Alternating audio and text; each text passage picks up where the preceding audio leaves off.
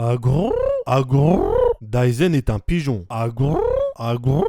Yo la famille, c'est Daizen alias l'escroc du game, ton escroc préféré. On se retrouve aujourd'hui pour une nouvelle vidéo, une nouvelle escroquerie, où je vais aujourd'hui vous présenter 5 animés avec un héros qui se fait transporter dans un autre monde. 5 isekai comme on les aime. Là vous allez me dire, mais Daizen, encore 5 animés? Et moi je vais vous répondre, ouais c'est tout. Je vais d'abord débuter tranquillement avec Aitou Gensuno Grimgar. Je voulais débuter avec lui, ce BG, car cet animé est un BG. En effet, il vient de se marier récemment avec un autre isekai. Ce que je dis n'a effectivement absolument aucun sens. Celui-là est un petit peu spécial. Je vous explique. De base, quand on regarde un isekai, notre héros a souvent une particularité qui le rend surpuissant ou alors super intelligent. Bah là, c'est pas le cas car celui-là est très réaliste. Je vous contextualise un peu l'histoire. En gros, on a un groupe d'adolescents qui se réveillent dans ce monde sans souvenir. Ils ne se souviennent de rien. Du coup, ils vont se regrouper et devenir des aventuriers. Et dans cet animé, ce groupe d'aventuriers est banal, très banal. C'est comme si vous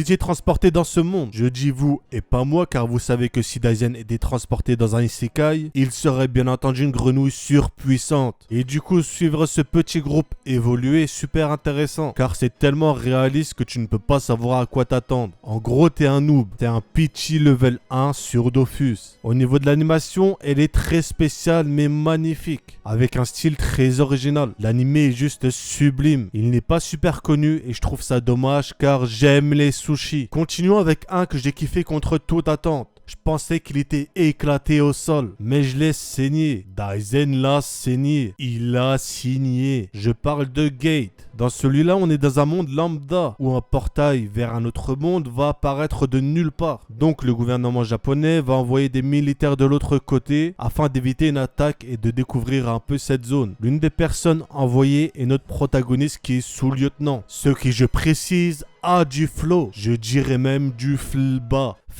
Haut, bas. Bref, comme je vous l'ai déjà dit, de base, je pensais que c'était éclaté. Mais j'ai kiffé voir les réactions des gens de l'autre monde, avoir les véhicules et les armes d'aujourd'hui. Ça nous montre un peu ce qu'il se passerait si aujourd'hui cela nous arrivait vraiment. Il y a des personnages qui sont trop attachants et les relations établies entre les deux mondes vont vous faire kiffer. La politique, c'est ce qu'on kiffe. Ou en tout cas, c'est ce que Daizen kiffe. Surtout qu'on a un héros très intelligent, très Daizen. Et il va bien entendu s'entourer d'un harem. Et il ne faut pas oublier que nous sommes dans un isekai. Et les isekai, on like. Le prochain animé que je vais vous présenter est lui aussi un peu différent des autres. Ouais, depuis le début, je vous présente que des isekai différents. On est d'accord que cela mérite clairement un pouce bleu. Drifter. On est dans un univers un peu médiéval avec des samouraïs. Je connais les bails. Notre protagoniste est de base un samouraï. Et il va se retrouver transporté dans un monde en guerre. On a beaucoup de références historiques dans cet animé. Au niveau des styles, c'est très semblable au manga Kingdom avec de la stratégie, de la politique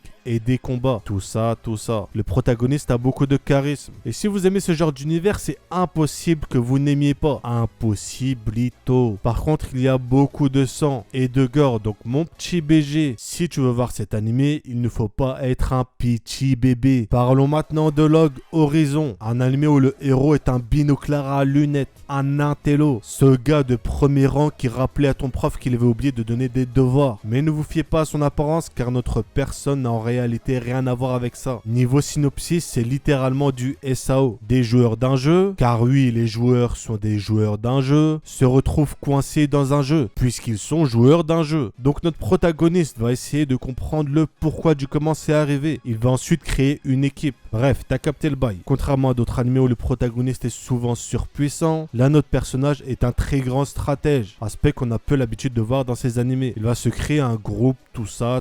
Bref, t'as capté le bail. Je vais pas t'en dire plus au risque de te spoil. Et spoil, bah c'est pas très cool frérot. Du coup, ce que je te propose, c'est de mettre un pouce bleu sous cette vidéo. Et de manger un petit sushi des familles. Je suis un forceur? Oui. Terminons avec Suisei no Gargantia. On est cette fois-ci dans un isekai futuriste mon frère. Mon petit BG, mon petit Chakalune. Notre protagoniste Ledo est dans un futur lointain, menant une guerre galactique. Mais il va se retrouver avec son arme humanoïde englouti dans une sorte de distorsion temporelle et va se réveiller sur Terre. Il va donc essayer d'en apprendre plus sur ce qui lui est arrivé. Ce qui est bien dans cet animé, d'après mes lointains souvenirs, quand j'étais jeune, car oui, même si je suis un BG, Daizen était jeune, c'est que ça traite des sujets pas mal, comme la discrimination envers les basses classes sociales et plein de trucs du genre. On va en apprendre plus avec le héros et nous forger, comme lui, nos propres avis sur la situation que vivent les habitants d'où il a atterri. Donc franchement, à voir, car c'était un petit coup de cœur des familles. Bref,